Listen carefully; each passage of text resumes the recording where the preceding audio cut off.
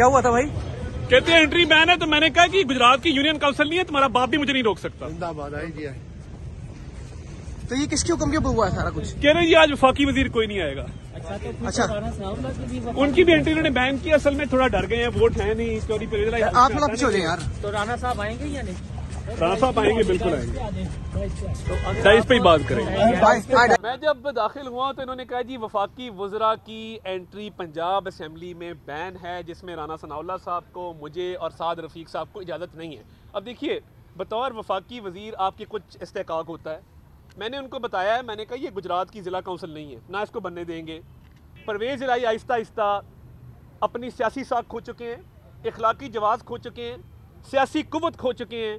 अब एक खोखला इंसान वज़ारत आला की कुर्सी पे बज़िद होकर विराजमान है, तो उसका इलाज सिर्फ एक है कि एतमाद का वोट ले वरना घर जाए। इनके हाथ करप्शन में रंगे हुए हैं, अराकीन की तादाद इनके पास है नहीं। 179 के मुकाबले में ये 165 पे खड़े हैं। मैं बतौर एक मिडिल क्लास सियासतदान इसको अपनी अना की जंग बनाऊंगा, और मैं देखता हूँ कि ये मास्टर प्लान 2050 का जो अरबों पति लोगों को मजीद अरब देने के लिए किया गया है, ये कैसे इस पंजाब के अंदर पास होता है।